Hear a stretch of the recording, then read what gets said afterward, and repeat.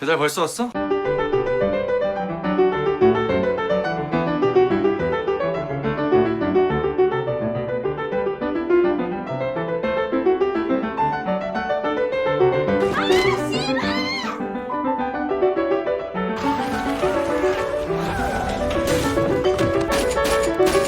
너?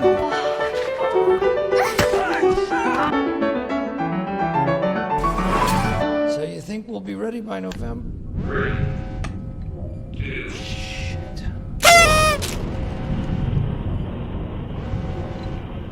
Sorry. Here's everything I watched in the past 2 months of quarantine. I have seen enough teen angst shows and their useless bickering to not really give a shit. Whoop-de-doo, looks like the miscommunication arc is coming. Okay, cool. It's just really overdone. So I'm really glad I watched this. It was just such a mature and sweet rom-com that I really enjoyed. Our two main leads respected each other and were there for each other when they needed it the most, and most importantly, they each grew from the relationship. Lee Dong-wook and Yoon Na have really good chemistry together. If you're looking for something different, check this one out. After watching Touch Your Heart and being a little disappointed with that last episode and being really sad that I'm still single, ladies, boys and girls, if you wanna call me, I watched Extraordinary You, thinking it was just gonna be a typical high school romance, but it took a fantasy spin on it. The main character was actually just a supporting character and that they were characters in a manhwa. It was really ironic and a unique spin on your ordinary high school romance. I have to give praise to Kim Hae-yoon's acting. Sis went from screaming annoying high schooler to cute hyperactive high schooler. Yeah, she's not gonna play anything else for the rest of her life.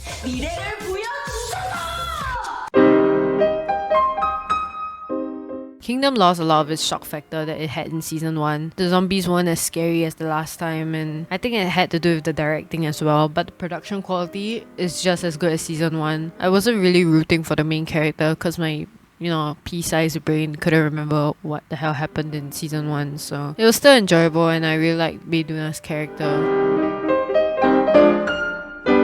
If Lee Dong-wook stabbed me, I would thank him. Yes, I know I sound like every Twitter stan account, but it's Lee Dong-wook, man. This drama gave me a lot of anxiety and I had to stop watching it multiple times just so I don't get an anxiety. And it was thrilling, eerie, and I have to give props to the set design.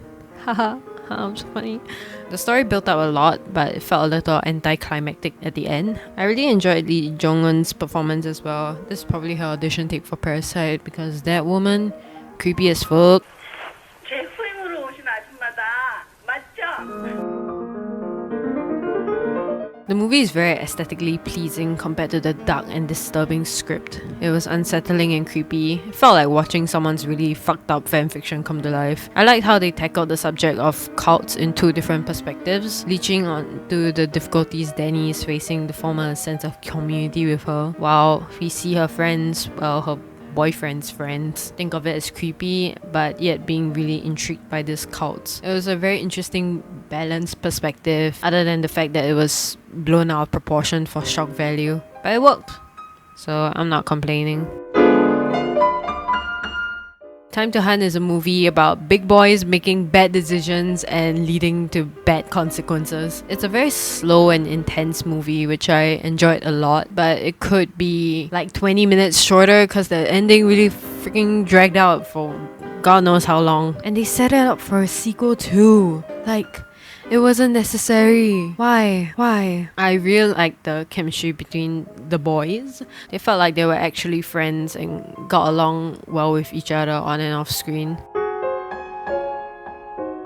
Speaking of big boys making bad decisions and leading to bad consequences, we have big boys and girls now. Congrats! Round of applause for equality! Extracurricular is so fun. It was intense, fast, and you can binge it in a day. If you have a whole day to spend, I recommend you watch this. It highlights the struggles of students trying to make money and using underground ways to do so, not knowing the consequences when they made these decisions. Every character had their motive, hence one bad move led to another, destroying this ideal life that they had. At times it did feel a little predictable, but I'm gonna give it a pass and close one eye. Haha, like the poster. The dystopian setting of the platform is really interesting. The concept was planned out really well and the set design was really good as well. The gruesome murdering was quite horrifying, but that just shows how far humans can go if they're desperate enough for survival. It was a very charming and wholesome coming of age story. The characters each grew from their interactions with one another, making mistakes, creating your own adventure and writing your own story. All of the things about youth are in this movie, which I also really enjoyed. It's Steve Carell. The man is funny even if he doesn't try. I really like this one. It's a wholesome comedy if Elon Musk was Donald Trump smoking that pot.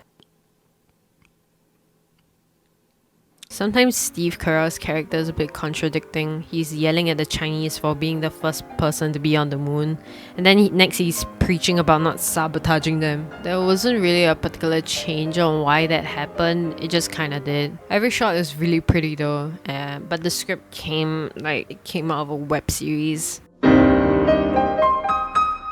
Honey, you've got a big storm coming. The War of the Merit is chaotic. It has all the 7 deadly sins. It has cheating, lying, deception, greed, everything. You name it, it probably has it, dude. Death, abuse, obsession, the list goes on. If this shit happened in real life, you'll probably be running for your life from this small town. But watching it all go down is really fucking entertaining. Every decision that is made brings out the worst in every character and just escalates to the worst possible scenario. It's like watching a stock market crash. It's hilarious and yet so entertaining. Some episodes are a little slow after what you saw in all the other previous episodes, but other than that, the show is great. The characters have their own motive and they will do anything and everything to get what they want. It's a fun watch, but do get mentally prepared because this will probably be the most intense soap opera you ever see. Medical dramas are annoying. Every time I watch one, I just want to see people fixing bodies and saving some damn lives while talking about medical terms that make me look smart when I watch them. But every single fucking time I watch one, they do everything but save lives. Every single thing. They make out in the closet, they talk about making money, have some sort of superpower, increase their reputation, and fucking politics. Just do your fucking job. Save people, okay? That's your job. Stop trying to make money because being a doctor is one of the highest paid jobs. Jesus Christ. And then Hospital Playlist came along.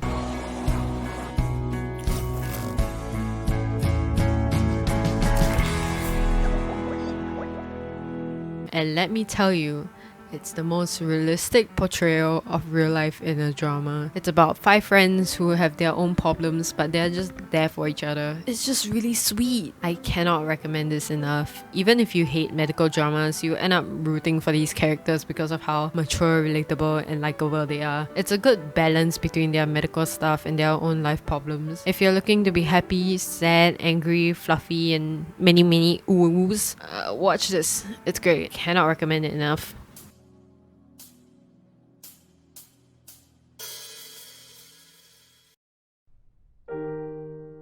Watching Hi Bye Mama made me realize how big a mother's love can go. How every character was making choices and thinking about another as their best interest. This drama showed such a pure form of a mother's love that's without any greed or any ill intent. Every moment and episode was so heartbreaking.